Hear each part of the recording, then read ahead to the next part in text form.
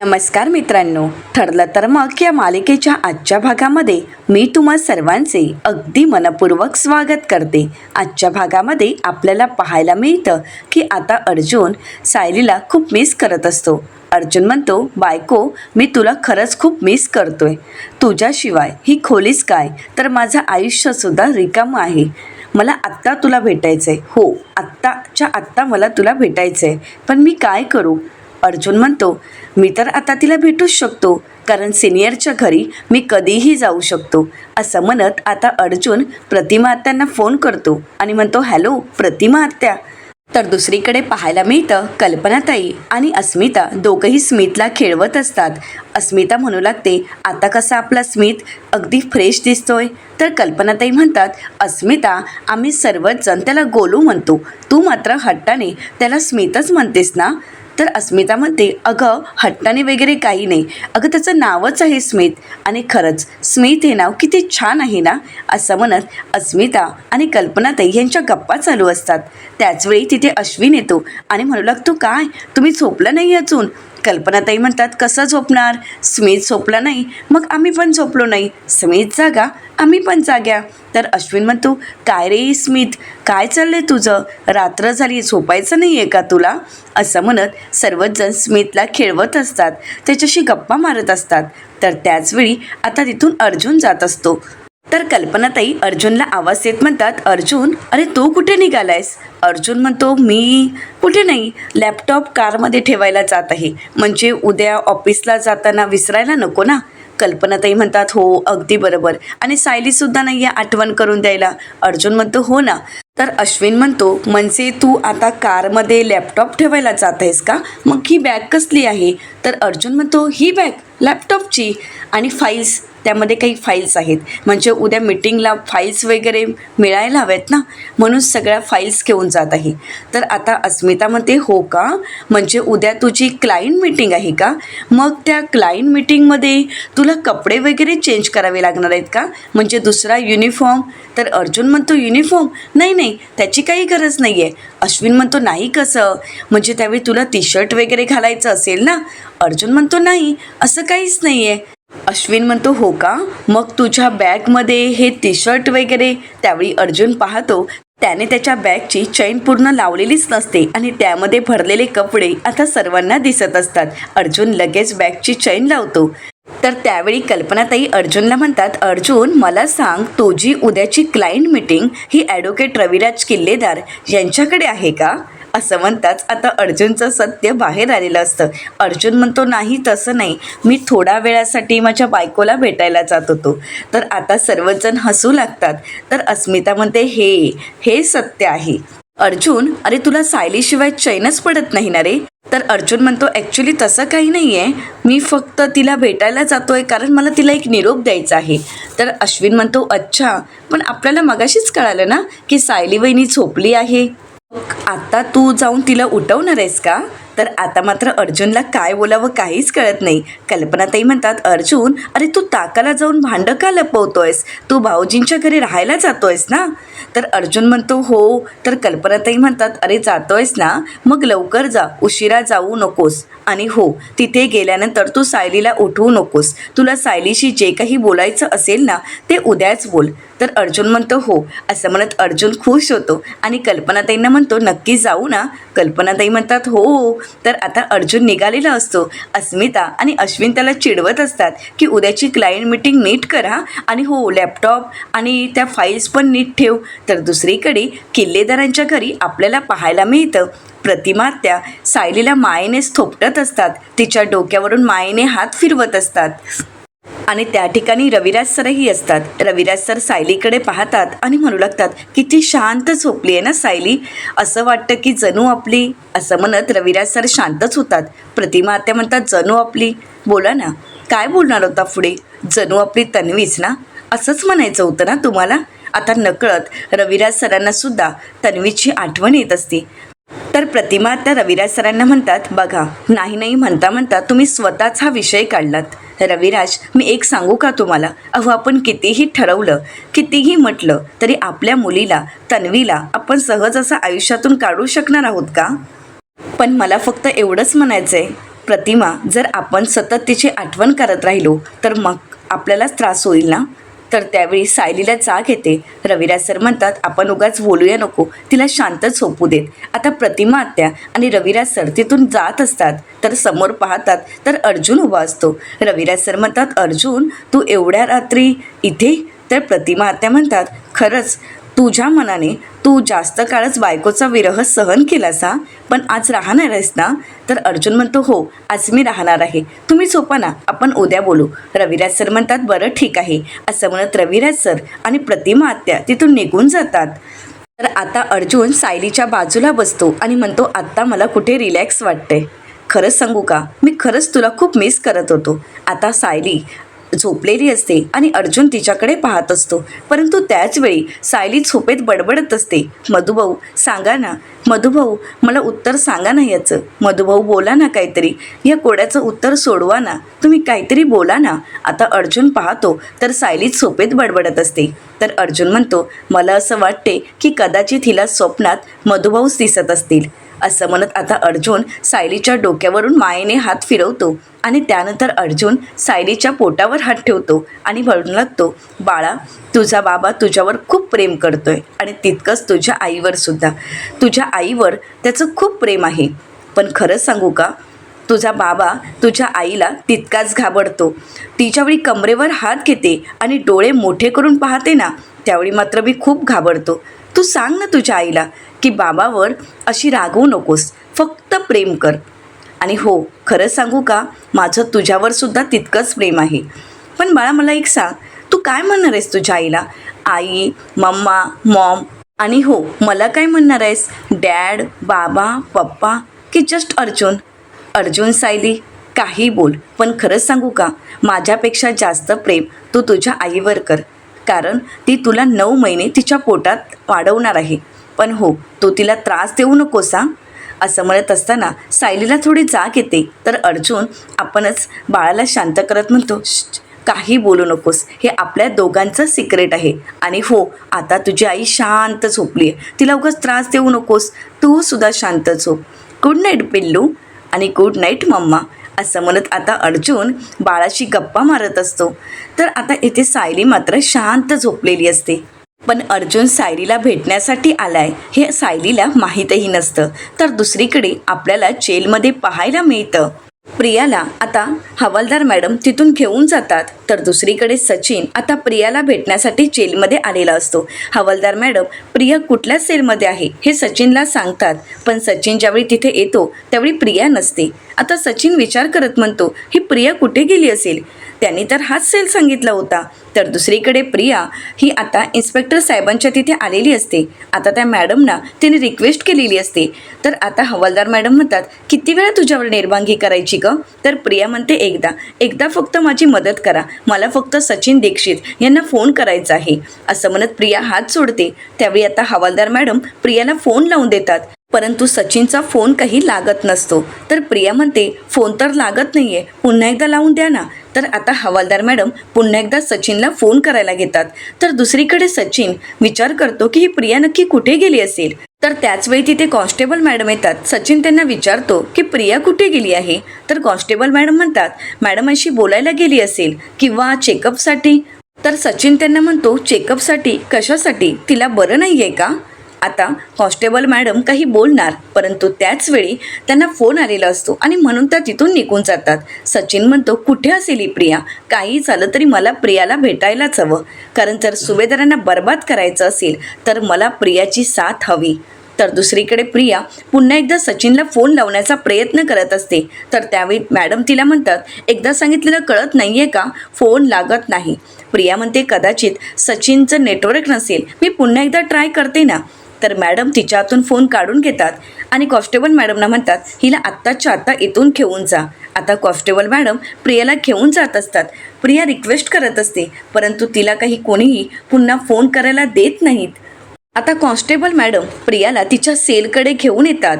तर प्रिया पाहते तर जिला ती फोन करत असते तो सचिनच आता तिथे उभा असतो. तर सचिनला पाहून प्रियाला धक्काच बसतो. प्रिया ज्याला भेटायचं म्हणत असते ती व्यक्ती समोर असल्यामुळे प्रियाचं आता काम पूर्ण झालेलं असतं. तर दुसरीकडे किल्लेदारांच्या घरी आपल्याला पाहायला मिळतं सर्वच जण नाश्ता करण्यासाठी बसतात.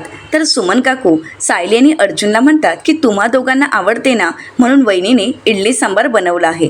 तर सायली म्हणते एवढं सगळं कशासाठी करत बसला तुम्ही, आणि मी सुद्धा तुम्हाला काहीच मदत केली नाही, मला सुद्धा मदतीला घेतलं नाही. प्रतिमा आत्या म्हणतात सायली अगं तू आरामासाठी आली आहेस ना, तरीसुद्धा तुझं काही ना काही चालूच असतं. तू आता काहीही बोलू नकोस. दोघांनीही शांतपणे आता नाश्ता करून घ्या बरं, दोघांनीही पोटभर खाऊन घ्या. तर सायली अर्जुनला म्हणते इन्स्पेक्टर साहेबांचा तुम्हाला फोन आला होता का? अर्जुन म्हणतो नाही, पण मी स्वतःहूनच त्यांना फोन केला होता आणि त्यांची इन्व्हेस्टिगेशन चालू आहे आणि मी चैतन्यालाही सांगितलं आहे की वेळोवेळी या सगळ्याची अपडेट घ्यायला. तर आता सायली, अर्जुन, प्रतिमा आत्या आणि सुमन काकू सर्वच जण एकत्र बसून ब्रेकफास्ट करत असतात. आता प्रतिमा आत्यांनी केलेली इडली सांबार सायलीला भरपूर आवडलेली असते. सायली अगदी आवडीने खात असते. आता सर्वांचा ब्रेकफास्ट चालू असतो आणि त्याचवेळी सायलीला कुसुमताईंचा फोन येतो. सायली म्हणते बोला ना कुसुमताई. तर कुसुमताई सायलीला म्हणतात सायली तुला आणि अर्जुन सरांना आता हॉस्पिटलला यायला जमेल का? तर सायली म्हणते का, काय झालंय कुसुमताई, मधुभाऊ ठीक आहेत ना? तर कुसुमताई म्हणतात हो मधुभाऊ ठीक आहेत, परंतु डॉक्टरांना तुमच्याशी काहीतरी बोलायचं आहे, पण काय बोलायचं आहे हे मात्र मला माहीत नाही. आता सायलीला मधुभाऊंची काळजी वाटत असते आणि त्याचवेळी बोलता बोलता तिला ठसका लागतो. तर आता अर्जुन सायलीच्या हातातील मोबाईल बाजूला ठेवतो आणि सायलीला अगोदर पाणी देतो. तिला शांत करण्याचा प्रयत्न करतो आणि म्हणतो सायली अगं तुला मी किती वेळा सांगितलंय काही खात असताना बोलत जाऊ नकोस तरीसुद्धा. तर प्रतिमा आत्या अर्जुनला म्हणतात अर्जुन तू अगोदर शांत हो बरं आणि सायली तू वरती बघ. परंतु काही केल्या सायलीचा ठसका काही थांबत नसतो. आता प्रतिमा आत्या सायलीकडे येतात आणि तिच्या पाठीवरून हात फिरवतात, डोक्यावर फुंकर मारतात आणि क्षणार्धात सायलीचा ठसका गायब होतो. सायली म्हणते प्रतिमा आत्या अहो मला किती लगेच बरं वाटलं ना. प्रतिमा आत्या म्हणतात म्हणजे? सायली म्हणते अहो प्रतिमा आत्या तुम्ही माझ्या पाठीवरून हात काय फिरवलात आणि माझा ठसकाच गायब झाला. खरंच जादूच झाली ना, असं म्हणत सायली खुश होते आणि लगेच प्रतिमा आत्यांच्या हाताला पप्पी देते. आता हे पाहून प्रतिमा आत्या आणि सुमन काकू एकमेकींकडे पाहतात. तर सुमन काकू प्रतिमा आत्यांना म्हणतात वहिनी तुम्हाला सुद्धा तेच आठवलं का जे मला आठवलं? तर प्रतिमा आत्या होकार देतात. अर्जुन म्हणतो काय आठवलं? त्यावेळी सुमन काकू लहानपणीची गोष्ट सांगत म्हणतात अरे अर्जुन तन्वी लहान असताना तिला सुद्धा असा जोराचा ठसका लागला होता, काही केल्या ठसका कमी होतच नव्हता, परंतु त्यावेळी वहिनींनी तिच्या पाठीवरून हात फिरवला. तर प्रतिमा आत्या म्हणतात हो मी तिच्या पाठीवरून हात फिरवला आणि क्षणार्धात तिचाही खोकला असाच गायब झाला. आणि त्यावेळी मला ती काय म्हणाली माहिती आहे का, आई अगं तू जादूगार आहेस का? तर मी त्यावेळी हसायला लागले. तर तन्वी म्हणाली आई अगं हसू नको, मी खरंच विचारते तू जादूगार आहेस का?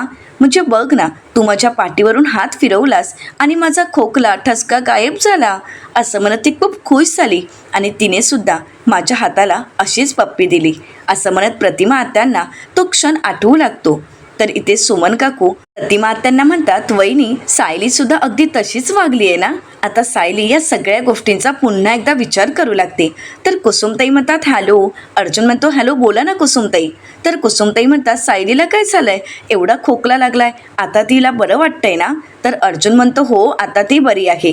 तर कुसुमताई म्हणतात बरं ठीक आहे तुम्ही लवकर या मी वाट पाहते. असं म्हणत कुसुमताई फोन ठेवतात. अर्जुन सायलीकडे पाहतो. तर सायली म्हणते हो कुसुमताईंनी आता आपल्याला हॉस्पिटलला बोलवलं आहे, डॉक्टरांना आपल्याशी काहीतरी बोलायचं आहे. तर अर्जुन म्हणतो बरं ठीक आहे. तर आता सुमन काकू सायलीला म्हणतात सायली अगं आत्ताच तुला एवढा मोठा ठसका लागला होता आणि एवढं बरं वाटत नव्हतं आणि आता लगेच तू बाहेर निघाली आहेस का? अगं स्वतःची जरा काळजी घे ना. सायली म्हणते सुमन काकू माझी काळजी नका करू आणि मी आता बरी आहे आणि मला जावंच लागेलच ना. आणि हो माझं बाळ मला ताकद देईल. बाळ आपल्या आईला कशी ताकद देतं हे मी रोज अनुभवत आहे. ज्याप्रमाणे स्मित अस्मिताला मानसिक ताकद देत आहे तसंच माझं बाळसुद्धा मला शारीरिक ताकद देत आहे. त्यामुळे माझी अजिबात काळजी करू नका.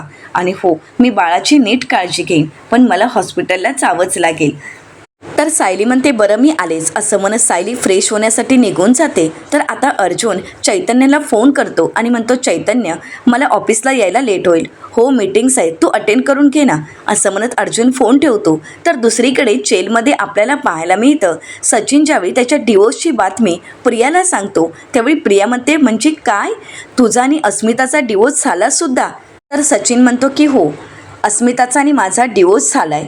तसं तुझं काही नुकसान झालं नाही म्हणा. ती मूर्ख मुली तुझ्या आयुष्यातून निघून गेली हे खरंच खूप बरं झालं. तर सचिन म्हणतो मूर्ख वगैरे काही नाही आहे.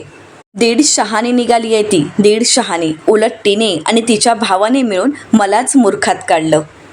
अस्मिताने ॲनी मनी म्हणून माझ्याकडून खूप मोठी रक्कम मागितली आहे आणि कोर्टाच्या निकालानंतर आणि कोर्टाने दिलेल्या निर्णयामुळे आता मला काही झालं तरी तेवढे पैसे तिला द्यावेच लागणार आहेत. तर आता प्रिया सचिनला प्रश्न करत म्हणते तू एवढे पैसे कुठून आणणार आहेस. तर सचिन म्हणतो स्वतःला विकलं ना तरी एवढे पैसे मिळणार नाही आहेत परंतु आता मलाच काहीतरी करावं लागेल. मला हे पैसे अण्णांकडेच मागावे लागतील. पण अण्णांचं तर हल्ली काही वेगळंच सुरू असतं. आता प्रिया सचिनकडे पाहते पण सचिन म्हणतो बघूयात ते सुद्धा सगळं काही होईल. मला काहीतरी करावं लागेल पण मी आता सुभेदारांना बर्बाद करायचा विडाच उचलला आहे. काही झालं तरी मला त्या सुभेदारांना बर्बाद करायचं आहे. मला त्यांना एकही क्षण आनंदात जगू द्यायचं नाही आहे. तर आता प्रिया सचिनकडे पाहते तर सचिन म्हणतो आणि मला चांगलंच माहीत आहे की या सगळ्यामध्ये तूच माझी मदत करू शकतेस तूच माझी साथ देऊ शकतेस आणि म्हणूनच तर मी तुला भेटायला आलो आहे. तर प्रिया सचिनला म्हणते तू अगदी करेक्ट माणसाकडे आलायस. या सुभेदारांनी आपल्या दोघांचंही आयुष्य नरक बनवलंय आणि या सगळ्याचा सूड तर आपल्याला उगवायलाच हवा. त्या सुभेदारांवर असा काही बॉम्ब फोडायचा ना की अख्खं अन्नपूर्णा हाऊस हादरेल. तर सचिन प्रियाला विचारतो पण असा बॉम्ब सापडणार तरी कुठे. तर प्रिया म्हणते माझ्याकडे आहे आणि तो बॉम्ब मी तुला देणार आहे. तू फक्त जाऊन तो फोडायचा आहे. तर आता सचिन म्हणतो तू काय बोलतेस ना मला तर काहीच कळत नाही आहे. तुला नक्की काय म्हणायचं आहे. तर प्रिया सचिनला म्हणते सुभेदारांच्या घरी फोडण्याला एक मोठा बॉम्ब आहे. तो म्हणजे हाच की मी अश्विन सुभेदार यांच्या बाळाची आई होणार आहे. आता हे ऐकून सचिनला धक्काच बसतो. आता सचिन विचार करत असतो तर प्रिया सचिनला म्हणते आता विचार कर ही बातमी जर सुभेदारांपर्यंत पोचली तर केवढा मोठा स्फोट होऊ शकतो. आता हे ऐकून सचिन खुश होतो. प्रिया आणि सचिन यांनी मोठा प्लॅन आखलेला असतो. तर दुसरीकडे पाहायला मिळतं की सायली अर्जुन आता डॉक्टरांना भेटण्यासाठी हॉस्पिटलमध्ये आलेले असतात. तर डॉक्टर सायली आणि अर्जुनला म्हणतात आमचे प्रयत्न चालू आहेत पण अजूनपर्यंत आम्हाला हे सगळं काही कोणी केलं आहे हे काहीच कळत नाही आहे. तर अर्जुन म्हणतो तुम्ही खरं तर मधुभाऊंवर असणारी तुमची जबाबदारी झटकताय. तुम्हाला चांगलंच माहीत आहे की मधुभाऊंवर जो हल्ला झाला जो अटॅक झाला या सगळ्याला हॉस्पिटल जबाबदार आहे. मी तुम्हाला म्हणालो की मी तुमच्यावर केस करेन आणि म्हणूनच तुम्ही आता मधुभाऊंना डिस्चार्ज देताय. तुम्ही त्यांना घरी पाठवताय. अर्जुन खूप चिडलेला असतो. तर सायली अर्जुनला म्हणते अहो तुम्ही जरा शांत व्हा ना.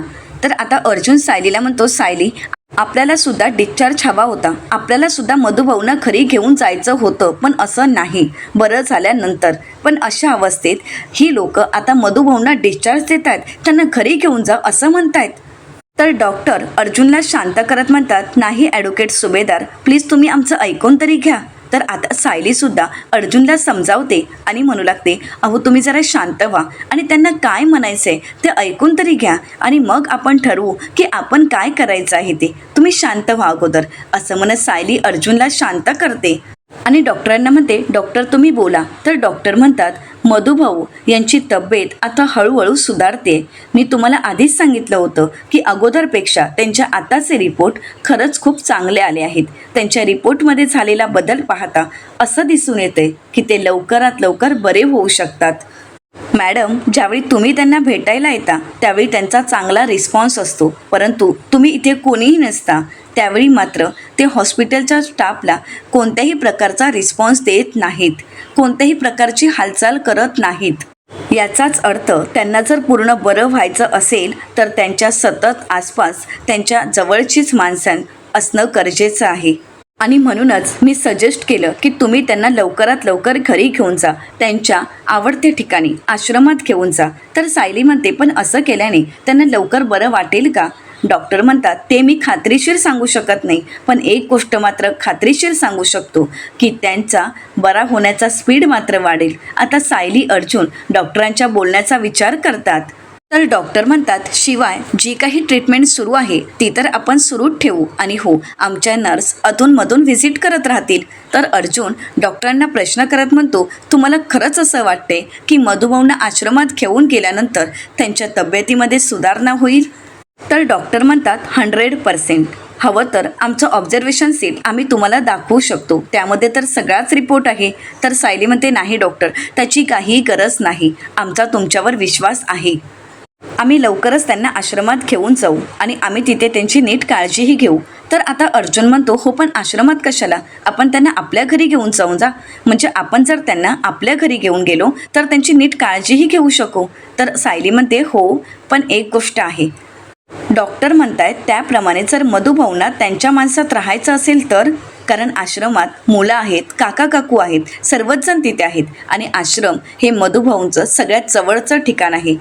आणि नाही म्हटलं तरी आपलं घर म्हणजे त्यांच्या जावयाचं घर आहे, आणि जर आपण आपल्या घरी त्यांना घेऊन गेलो तर आपला हेतू साध्यच होणार नाही. त्यांची रिकव्हरी लवकर होईल असं मला नाही वाटत. आता अर्जुनलाही सायलीचं म्हणणं पटतं. अर्जुन म्हणतो, हो अगदी खरं आहे. असं म्हणत अर्जुन डॉक्टरांना म्हणतो, थँक्यू डॉक्टर, आम्ही त्यांना घेऊन जातो. डॉक्टर म्हणतात, बरं ठीक आहे, तुम्ही डिस्चार्जची प्रोसेस पूर्ण करून घ्या, म्हणजे दुपारपर्यंत पेशंटला डिस्चार्ज देता येईल. तर अर्जुन म्हणतो, हो नक्कीच. अर्जुन डॉक्टरांना म्हणतो, सॉरी मी तुमच्यावर चिडलो. डॉक्टर म्हणतात, काही हरकत नाही. आता सायली आणि अर्जुन डॉक्टरच्या केबिनमधून बाहेर पडतात. तर दुसरीकडे आपल्याला पाहायला मिळतं, सुभेदारांच्या घरी अस्मिताची आता इंटरव्ह्यूला जाण्यासाठी घाई सुरू असते. अस्मिता म्हणू लागते, इंटरव्ह्यूला जायचं आहे आणि खूप उशीरही झाला आहे, पण मी आता घराबाहेर पडताना घरी काय सांगू, मम्मा डॅड मला प्रश्नावर प्रश्न विचारतील. आणि स्मिथचं काय? सायली जर इथे असती तर मी स्मिथची काळजी तिलाच घ्यायला सांगितली असती आणि मी इंटरव्ह्यूला जाऊन आले असते, पण सायलीसुद्धा इथे नाही आहे. ती तर प्रतिमातेंच्या घरी आहे आणि आता जर ती आराम करत असेल तर मग मी तिला फोन करून त्रास का देऊ? अस्मिताला काय करावं काही सुचत नसतं. तर दुसरीकडे अर्जुन आणि सायली निघालेले असतात. अर्जुन म्हणतो, चल मी तुला अगोदर घरी ड्रॉप करतो आणि त्यानंतर डिस्चार्जची प्रोसेस करतो. मी तुला अगोदर घरी ड्रॉप करून येतो. सायली म्हणते, का, कशासाठी? अहो आपण मधुभाऊंना एकत्रच घेऊन जाऊ ना. तर अर्जुन म्हणतो, अगं सायली, पण डिस्चार्जच्या प्रोसेसला दुपार होईल आणि त्यानंतर मधुभाऊंना ॲम्ब्युलन्सने घेऊन जायचं आहे, आश्रमात नेऊन बसवायचं आहे. या सगळ्या गोष्टींना खूप उशीर होणार आणि या सगळ्यामध्ये तुझी दगदग होणार. त्यामुळे प्लीज तुला तेवढी दगदग चालणार नाही, त्यामुळे प्लीज नको या सगळ्या गोष्टींमध्ये पडूस. आता सायली अर्जुनवर चिडते आणि म्हणू लागते, तुम्ही ना नेहमी असंच करता, दरवेळी तुमचं असंच असतं, तुम्ही मला काहीच करू देत नाही. अर्जुन म्हणतो, तू काही म्हण, तू माझ्यावर कितीही चिड, पण आता मी तुला असं काहीही करू देणार नाही की ज्यामुळे तुला आणि बाळाला त्रास होऊ शकतो. त्यामुळे आता मी सांगतोय म्हणून तुला घरी जावंच लागेल. 1 मिनिट असं म्हणत अर्जुन फोन करायला घेतो.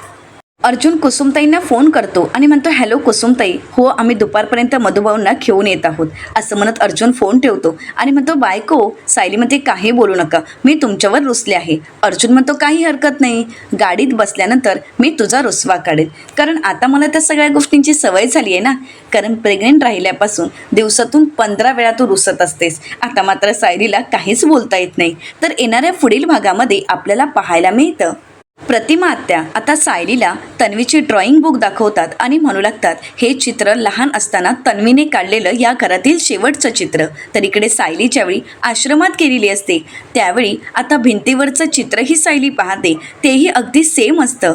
तर त्यावेळी कुसुमताई सायलीला म्हणतात की मधुभाऊ सांगत होते की तू ज्यावेळी लहान होतीस आणि आश्रमात आली होतीस त्यावेळी तू हे चित्र काढलंयस. आता सायली ते चित्र पाहते आणि विचार करत म्हणते, म्हणजे हे चित्रसुद्धा मी काढलेलं आहे आणि ते चित्र तन्वीने, हा योगायोग तर असूच शकत नाही, मला या सगळ्याचा शोध घ्यावाच लागेल. आता सायली सगळ्याचा विचार करत असतानाच अचानक तिच्या समोर एक छोटी मुलगी येते. सायली तिला प्रश्न विचारत म्हणते, कोण आहेस तू मला सतत का दिसतेस, सतत मला तुझा भास का होतोय, मला तुला बघू देत. आता ती मुलगी सायलीकडे पाठ करून उभी असते. आता ती मुलगी म्हणजेच लहानपणीची तन्वी असते. आता त्या मुलीला पाहिल्यानंतर तरी सायलीला ती व्यक्ती आपणच आहोत हे कळेल का, हे पाहणं अतिशय रंजक ठरणार आहे. मित्रांनो, अशाच मालिकांचे नवनवीन अपडेट पाहण्यासाठी चॅनलला नक्कीच सबस्क्राईब करा.